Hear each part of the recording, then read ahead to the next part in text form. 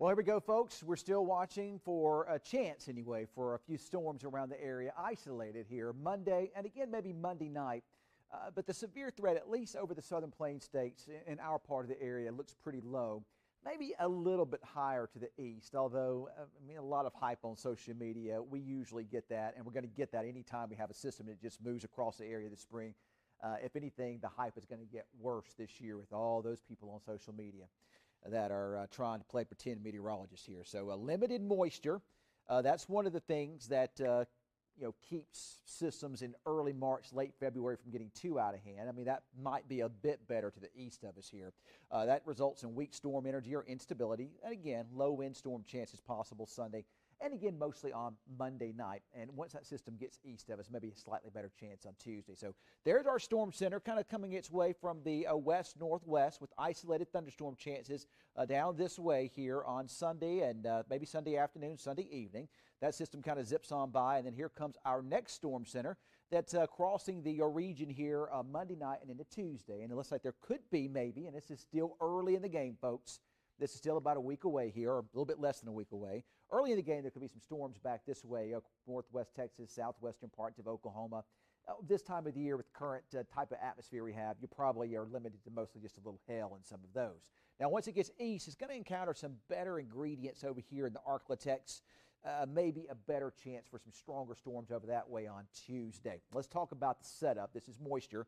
And when we look for moisture, we look for the dew point temperatures. When they start pushing into the 60s, well, that's when you know that the atmosphere is getting a little more favorable, a little more moisture for these thunderstorms to develop. But anytime it's lower than that, it's a little bit harder to get much in the way of severe weather across our region. So this is the front that's dropping through tonight into early on Thursday, and that's going to push the moisture to the south. But southerly flow will kick in out ahead of a storm system number 1 for Sunday here. So it tries to pull a little bit of that north. But again, here you just don't have a lot of moisture with system number 1. That's your limiting factor. So as we get into, and there it is on Sunday evening, you can see a little punch. There's your area of low pressure. This is your dry slot. That's your dry air there. There's your moisture trying to wrap around it, and maybe just enough to give us a few little storm chances over the area here on Sunday evening. But as we get into Monday, this system's going to actually kind of wash out, and southerly flow increases ahead of storm system number 2, and that's going to bring a little better moisture content northward. So as this next system heads into the region, maybe a slightly better chance for some thunderstorms here Monday night, and especially as it gets to the east of us on Tuesday. You can see some higher moisture contents over here east of I-35, Dallas and to the east. And then as you get over there into the Arklatex throughout the day on Tuesday or so, you'll gradually see that moisture, those dew point temperatures really going up. But the problem with this storm system for a bigger severe weather event is a lot of the storm energy is going to pass north of the juice, the tropical air down this way. So that may help to limit a potential bigger storm chance here. Now, if we look at potential thunderstorm energy, we measure this in what's called CAPE. All right, so potential energy, convective available potential energy. That's what CAPE stands for here.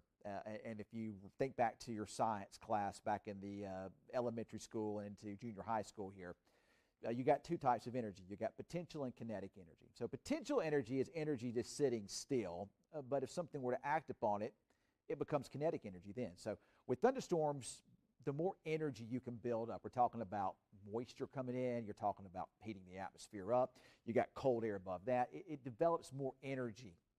And as a storm system acts upon it, that potential energy that's just sitting there will become kinetic energy and rise and form into thunderstorms. So the higher that CAPE, the more potential there are for severe thunderstorms here. So if you look, this is Sunday, not a lot, just a little bit showing up there. And then as we get into Monday night, there's better, but still not huge, but a little bit of instability or potential energy showing up here. And that continues over into Monday. You do see some larger areas over east and southeast Texas and maybe over into Louisiana, Arkansas. Then you see some of it up here into Missouri as well. And then that'll move over into Mississippi as well on Tuesday afternoon, Tuesday evening. But again, and I'm going to show you this in a moment, your storm system itself is kind of passing just north of this area. So you may wind up seeing your better severe ingredients maybe just missing the what we call otherwise warm sector, or the more favorable warm sector, that is. So here we go on Sunday. There's just little thunderstorms. And again, if we get storms here over northwest Texas, southwest Oklahoma, maybe a little hail with some of those here, but it doesn't look like much. Then here we go on Tuesday. This would be early Monday morning, or early Tuesday morning, late Monday night here. Some storms, maybe they're developing just out ahead of that system. And then as you get into Tuesday, you might see the thunderstorm area, if everything can come together, get a little more widespread over here into Arkansas and northeast Texas, and maybe over here even into northern Louisiana. To get a bigger severe weather outbreak with a system like this, you've got to have supercell thunderstorms. And the signals at least show that there could be some of that. But as these storms begin to consolidate into larger areas of storms, the threat for a more significant tornado outbreak goes down. And you can still see spin-ups in that, but you can see the widespread nature of the thunderstorms here on Tuesday and Tuesday night and early on Wednesday, moving into the Magnolia State over this way. So when you get this large area storms, it gobbles up the storm energy. You don't have as much instability there for them to work with, and it just kind of disrupts the overall organization of the thunderstorm. So you're probably looking at more of a line type thing into early on Wednesday morning moving across Mississippi. But again, it's a long way out there. So much can and will change between now and then. I'm just showing you the information, giving you the information and what we're seeing right now. It's just, God, folks, there's just so much bad information out there on social media right now. I mean, we're talking about X, or formerly known as Twitter. TikTok is the worst. YouTube, pretty bad as well, but especially on Twitter. And all that does is just increases the storm anxiety. People around here, I mean, they just get nervous about this stuff. Because you got to think, when you get severe weather, especially over in this part of the country, it can be really, really nasty and really severe. And no doubt about it, this spring, we're going to see some bad systems, and they're probably the favorite area will be over here. But this system, at least right now, doesn't look that bad. But just remember, trusted source to get your weather information. I don't care if that's me or whoever, but make sure it's a trusted source, not just one of these guys out there on social media posting stuff. Most of them are not educated or trained meteorologists. Most of them are just weather enthusiasts at home posting this stuff. I mean, not all of them are bad. There's some of them that are good out there, but a lot of them are really, really bad. Your weather service, your local TV meteorologist, those are usually the ones that will give you the good information without trying to scare you to death. And that's what, at least that's what I aim to do.